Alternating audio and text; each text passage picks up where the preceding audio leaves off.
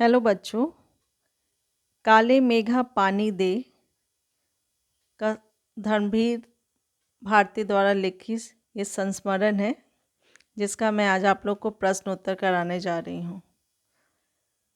धर्मवीर भारती की प्रमुख रचनाएं हैं कनुप्रिया, सात गीत वर्ष, ठंडा लोहा कविता संग्रह है यह, बंद गली का आखिरी मकान, सूरज का सातवां घोड़ा, बंद सूरज का सातवां घोड़ा, गुनाहों का देवता, अंधा युग, कहानी अनकही, मानव मूल्यों और साहित्य, ठेले पर हिमालय, यह निबंध संग्रह है। इन्हें पद्मश्री, व्यास सम्मान एवं साहित्य के कई अन्य राष्ट्रीय पुरस्कार मिल चुके हैं। धर्मवीर भारती का आज़ादी के बाद के साहित्यकारों में विशेष स्थान है। इनकी कविताएं, कहानियाँ, उपन्यास, निबंध, नीति नाटक के और रिपोर्ट तर्ज हिंदी साहित्य की उपलब्धियां हैं। भारती जी के लेखन की एक खासियत यह भी है कि हर उम्र और हर वर्ग के पाठकों के बीच इनकी अलग अलग रचनाएं लोकप्रिय है। वो मूल रूप से व्यक्ति स्वतंत्र, मानवीय संकट एवं रोमानी चेतना के रचनाकार हैं। यहाँ प्रस्तुत संस्मरण काले मेघा पानी दे में लोक प्रचलित विश्वास और विज्ञान के द्वंद्व का सुंदर चित्रण है। विज्ञान का अपना तर्क है और विश्वास का अपना सामर्थ्य है। इसमें कौन कितना समर्थ है, यह प्रश्न पढ़े लिखे समाज को उद्वेलित करता रहता है। इस दुविधा को लेखक ने पानी के संदर्भ में रचा है। आइए अब इसका प्रश्न उत्तर हम लोग देखते हैं। पहला प्रश्न देखिए, लोगों के लड़कों की टोली मेढक मंडले नाम किस आधार पर दिया? यह टोली अपने आप को इंद्रसेना कहकर क्यों बुलाती थी? लोगों ने लड़कों की टोली मेढक मंडले नाम क्यों दिया? तो इसका उत्तर देखिए, जो लोग लड़कों के नंग धड़ंग रूप, उनकी उछल कूद, उनके कारण शोर शराबे और उनके गले में होने वाले कीचड़ से चिढ़ते थे, वो उन्हें मेढक मंडली कहकर पुकारते थे। जिस प्रकार मेढक उछलते कूदते हैं, कीचड़ में प्रसन्न रहते हैं, उसी प्रकार से बच्चे भी उछल कूद करते थे, पानी गिरने पर प्रसन्न होते थे।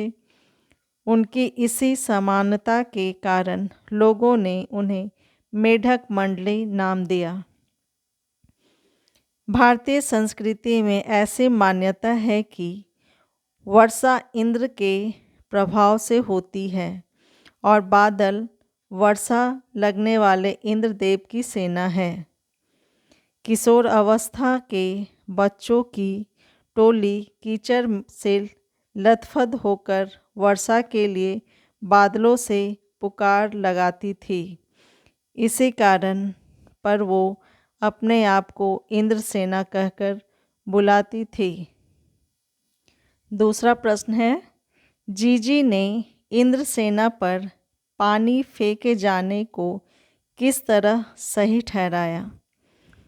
जीजी ने इंद्रसेना पर पानी फेंके जाने को किस प्रकार सही ठहराया? इसका उत्तर देखिए, जीजी ने बताया कि जिस तरह किसान खेत में फसल पाने के लिए पहले बीज बोता है, एक तरह से वह अपने पास से कुछ बीज पहले खेतों में फेंकता है। उसी प्रकार हम अपने घर का पानी इन बच्चों की टोली पर फेंकते हैं। इस तरह हम गलियों में पानी के बीज बोते हैं और वर्षा की फसल बादलों से मांगते हैं। अगला प्रश्न है, पानी दे गुड़धानी दे, मेघों से पानी के साथ साथ गुड़धानी की मांग क्यों की जा रही है?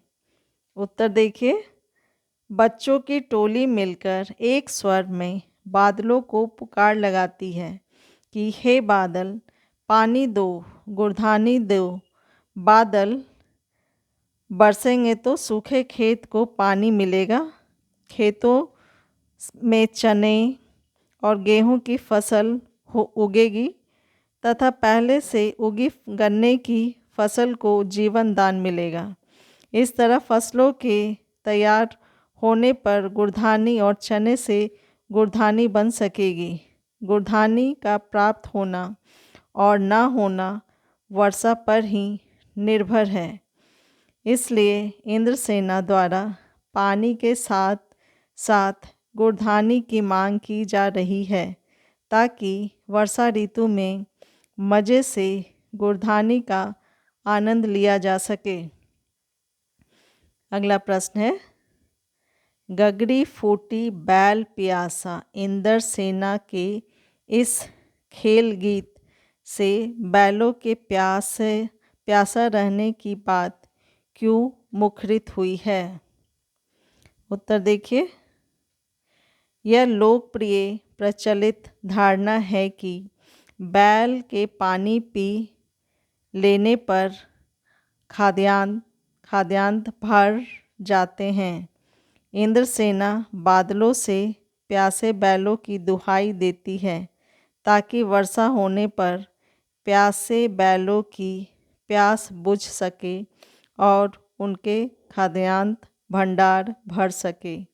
बैल यहाँ पर खेती का प्रतीकार्थक भी हो सकता है कि वर्षा के अभाव में खेत सूख कर पत्थर हो गए हैं तो इनमें हरियाली लौट सकती है और इसके साथ ही मनुष्य के जीवन में भी खुशहाली लौट आएगी। सही कारण है कि इंद्रसेना के खेत गीत में बैलों के प्यासा रहने की बात मुखरित हुई है। अगला प्रश्न है, इंद्रसेना सबसे पहले गंगा मैया की जय क्यों बोलती है? नदियों का भारतीय सामाजिक सांस्कृतिक परिवेश के क्या महत्व हैं? इसका उत्तर देखिए। भारत में नदियों को माँ का स्वरूप देकर उसकी पूजा की जाती है। प्रत्येक संकल्प और संस्कार से पूर्व नदियों को संस्मरण किया जाता है। पुराणों में गंगा को देवी कहा गया है, इसलिए इंद्रसेना बादलों के आह्वान से पूर्व गंगा मैया की जय बोलती है। भारतवर्ष की अपनी 80% जनसंख्या नदी घाटी क्षेत्रों में निवास करती है। भारत की 80% जनसंख्या नदी घाटी क्षेत्रों में निवास करती है। उनका सांस्कृतिक जीवन नदियों से अनुप्रमाणित रहता है। नदियों के तट पर ही नगरीय सभ्यता विकसित हुई। तीर्थों और मंदिरों की स्थापना भी नदियों के किनारों पर हुई। नदियाँ हमारे संस्कारों, संकल्पों में रची बसी है। कहा जा सकता है, नदियों के अभाव में हमारी संस्कृति ही विच्छिन्न हो जाएगी।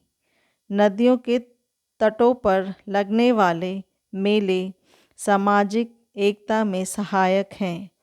उपयुक्त आधार पर हम कह सकते हैं कि नदियों का भारतीय सामाजिक सांस्कृतिक परिवेश में अत्यंत महत्व है। अगला प्रश्न है, रिश्तों में हमारी भावना शक्ति का बट जाना विश्वासों के जंगल में सत्य की राह खोजती हमारी बुद्धि की शक्ति को कमज़ोर करती है। पाठ में जीजी के प्रति लेखक की भावना के संदर्भ में इस कथन के औचित्य की समीक्षा कीजिए। उत्तर देखिए। मनुष्य की प्रवृत्ति उसके अस्तित्व काल से ही सत्यान्वेषी रही है। उसकी इसी प्रवृत्ति ने विज्ञान के सिद्धांतों को जन्म दिया और वह हर क्रियाकलापों को वैज्ञानिक दृष्टि से परखने लगा।